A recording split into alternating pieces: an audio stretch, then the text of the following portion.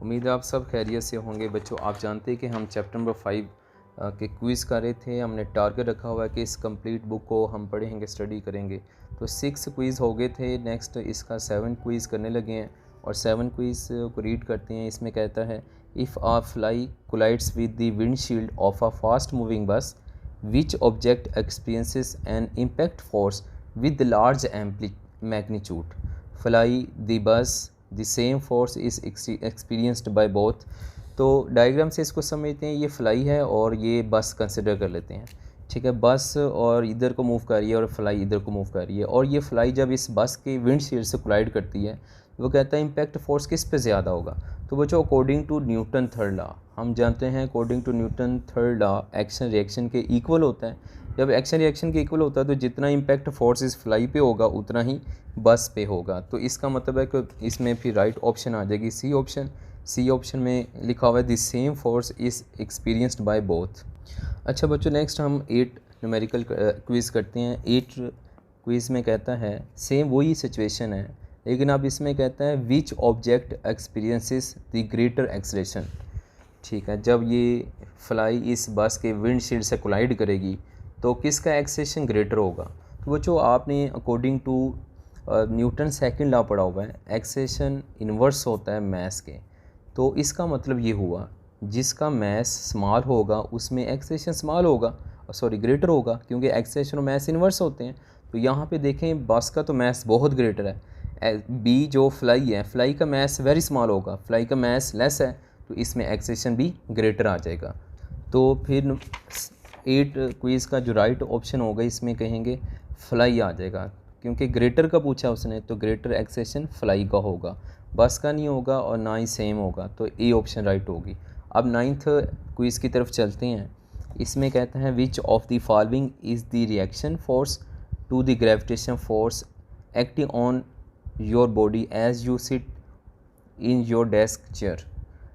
The normal option में कहता है the normal force exerted by the chair, the force you exert downward on the seat of the chair. C option में कहता है neither of this. बच्चों, हमने reaction force बतानी है। तो ये चेयर डायग्राम से समझते हैं, ये चेयर है और इस पे लेट कर लेते हैं कि कोई पर्सन इस पे सिट किया हुआ है, बैठा हुआ है इसके ऊपर। अब बच्चों देखें, आप पे रिएक्शन की फ़ोर्स लग रही है ग्रेविटेशन फोर्स, और ग्रेविटेशन फोर्स ऑफ कोर्स यहाँ पे क्या होगी, डाउनवर्ड होगी। ग्रेविटेशन फोर्स को mg से लिखते हैं। अब वो कह रहा है कि रिएक्शन फोर्स क्या लगेगी, क्या नॉर्मल फोर्स होगी। अगर मैं यहाँ पे बात करूँ तो ये नॉर्मल फोर्स क्या होगी, नॉर्मल फोर्स चेयर लगा रही होगी आप पे, जो कि अपवर्ड होगी, जिसको n से लिखेंगे। तो इसमें देखें बच्चों, न्यूटन थर्ड लॉ की अगर बात करें तो न्यूटन थर्ड लॉ क्या कहता है, action and reaction are equal but in opposite direction. Opposite के लिए नेगेटिव आता है। अब देखें, ये जो एक्शन रिएक्शन होता है ये डिफरेंट बॉडीज़ पे एक्ट करता है। अगर मैं कहता हूँ ये वॉल है, ये क्रिकेट बॉल है, और ये एक्शन होता है वॉल पे, ठीक है, और तो रिएक्शन किस पे होगा, इस बॉल पे, क्रिकेट बॉल पे होगा। तो 2 बॉडीज़ होगी, एक्शन वॉल पे हुआ और रिएक्शन बॉल पे हो रहा है, क्रिकेट बॉल पे हो रहा है। अब इधर भी यही कंसेप्ट लगाएंगे। अब देखें एक्शन क्या हो रहा है, हम एक्शन कौन कर रहा है, ग्रेविटेशन फोर्स। ग्रेविटेशन फोर्स किधर को एक्ट कर रही है, डाउनवर्ड, वर्टिकली डाउनवर्ड, इस बॉडी पे एक्ट कर रही है, एक्शन डाउनवर्ड है। एक्शन किसने किया, अर्थ ने किया इस बॉडी पे। अब रिएक्शन को करेगा, डिफरेंट बॉडी करेगी, डिफरेंट बॉडी में ये ऑब्जेक्ट है या पर्सन है, पर्सन इस अर्थ पे फोर्स लगाएगा, और पर्सन किधर फोर्स लगाएगा, पर्सन इस अर्थ पे अपवर्ड फोर्स लगाएगा। तो ये मैं इधर लगा लेता हूँ, ये पर्सन ने फोर्स लगाई जो कि अपवर्ड है। तो यहाँ पे अब ये आंसर हो जाएगा क्या, ग्रेविटेशन फोर्स इस बॉडी पे लगी डाउनवर्ड, और एज अ रिएक्शन पर्सन अर्थ पे फोर्स लगाएगा जो कि फोर्स किधर होगी, अपवर्ड होगी। तो इसमें फिर राइट ऑप्शन जो आ जाएगा, इसमें हम कहेंगे the force you exert downward on the seat of chair.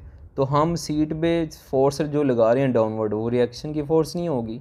ठीक है, ए में क्या कहता है, the normal force exerted bye chair, जो चेयर ऊपर की तरफ फोर्स लगा रही है वो भी नहीं होगी। कौन सी फिर रिएक्शन फोर्स होगी, जो कि इधर आंसर दिए नहीं हुआ। आंसर कौन सी फोर्स होगी, फोर्स वो होगी जो आपने यानी पर्सन ने अर्थ पे अपवर्ड लगाई है, वो रिएक्शन की फोर्स होगी। तो फिर इधर चूँकि आंसर नहीं दिया हुआ तो फिर क्या कहेंगे, नाइदर ऑफ दीज फोर्सेस। अच्छा स्टूडेंट्स, नेक्स्ट हम न्यूमेरिकल क्विज नंबर 10 करने लगे हैं। इसमें कहता है in a free body diagram for a single object you draw आगे ऑप्शन में कह रहे हैं the forces acting on the object and the forces the object exerts on the other objects, और बी ऑप्शन में कहता है the only forces acting on the object. वो कहता है अगर सिंगल फ्री बॉडी है तो हम जो फोर्सेस बनाते हैं वो कौन सी ड्रा करते हैं।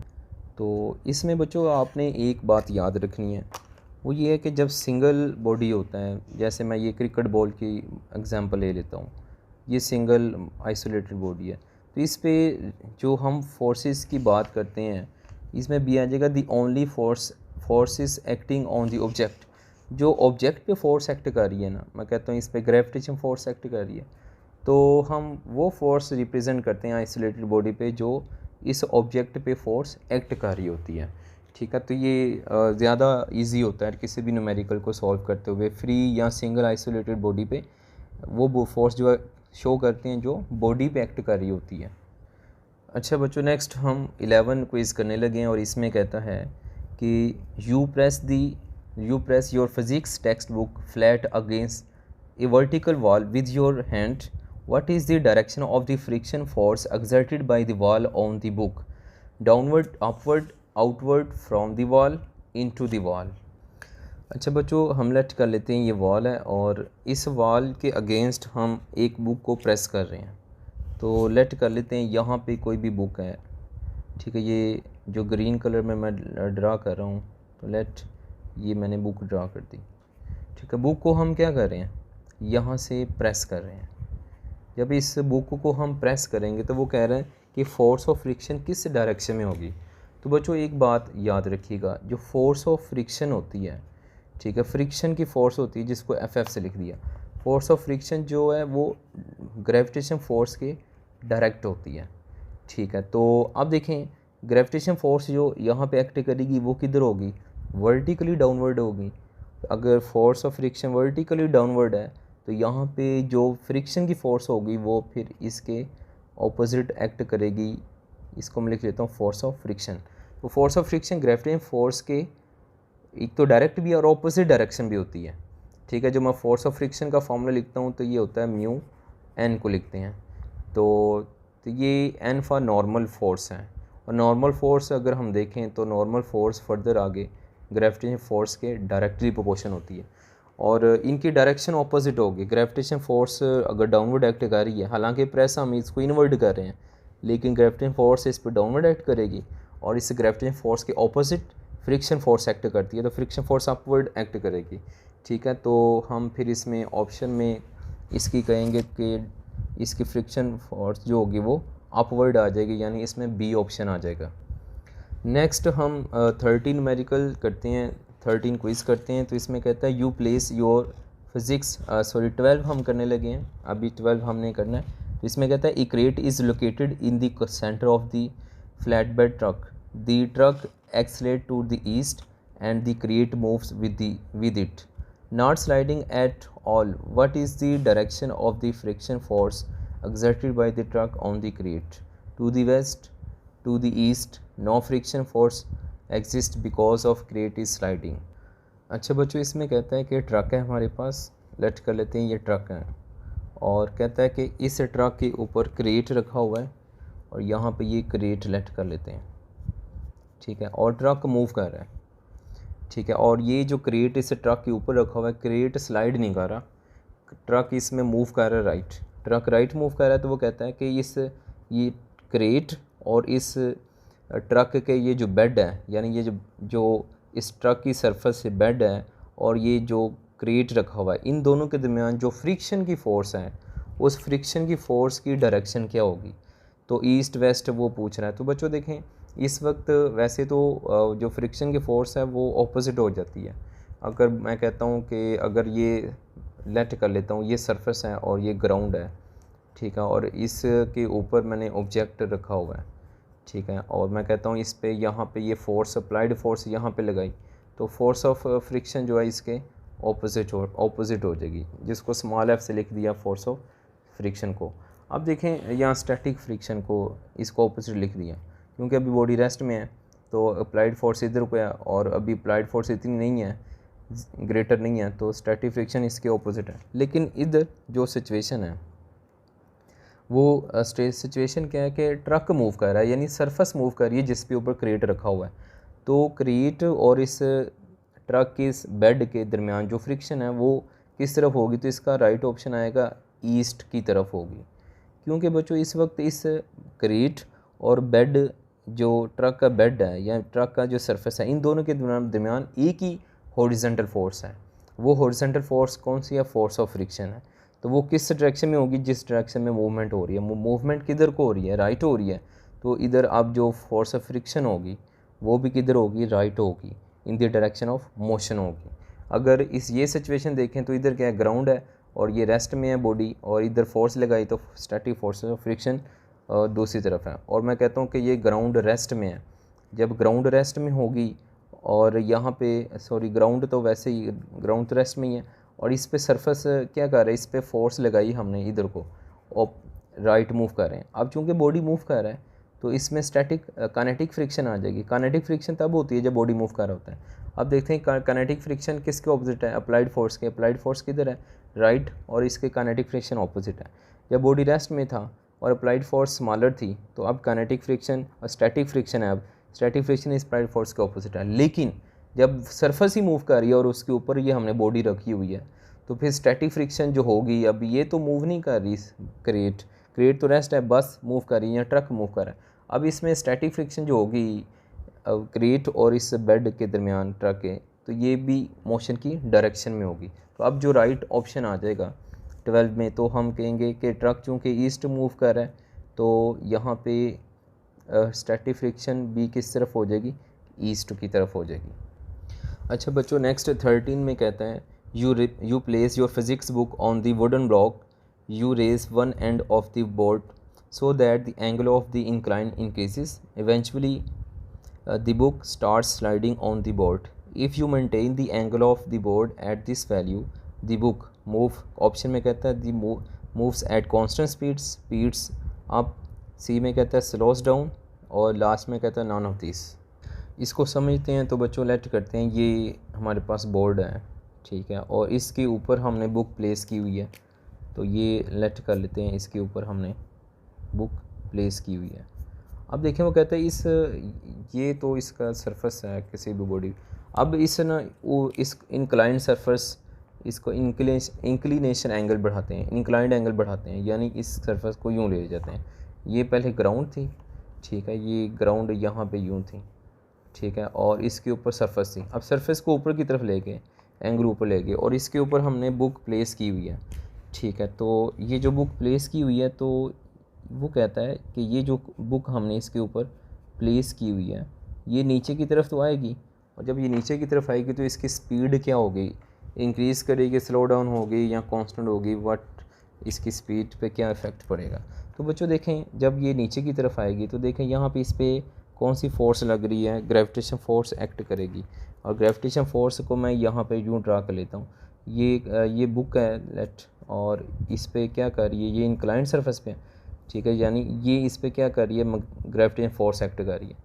तो अब चूँकि वो डायग्राम स्मॉल डायग्राम बनी है तो इसको मैं थोड़ा सा ग्रेटर डायग्राम में समझा रहा हूँ। यहाँ पे ग्रेविटेशन फोर्स यहाँ पे वर्टिकली डाउनवर्ड एक्ट कर रही है, और ग्रेविटेशन फोर्स के यहाँ पे 2 कंपोनेंट्स बनेंगे। तो मैं फर्स्ट कंपोनेंट ड्रा करता हूँ, ये वाला, और ये इसका सेकंड कंपोनेंट है।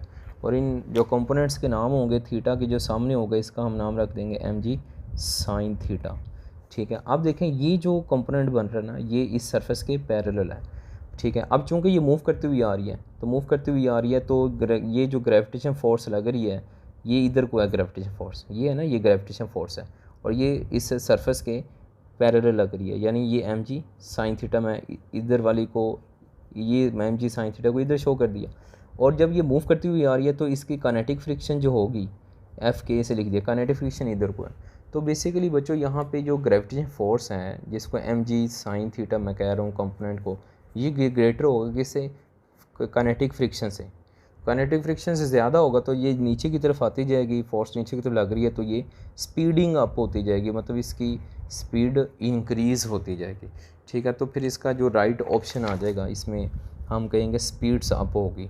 नेक्स्ट हम 14 न्यूमेरिकल देखते हैं, क्विज देखते हैं। तो इसमें कहते हैं you are playing with your daughter in the snow, she sits on the sled and ask you to slide her across a flat horizontal field, you have a choice of. आगे कहते हैं आपके पास चॉइस है, ये ना मैं diagram बनी हुई है ऑलरेडी इसमें। वो कहता है कि आप जो है ना आप सिस्टर के साथ खेल रहे हैं और आपकी सिस्टर कहती है कि मुझे आप जो है हॉरिजॉन्टली पुश करें। अब वो आपको कहती है कि आप इस पे you have choice to push her, यानी वो आपको पुश करने की चॉइस देती है ये स्नो पे। आप किस तरह से पुश करेंगे? ए ऑप्शन में कहता है कि push her from behind by applying a force downward on her shoulder at 30 degree below the horizontal.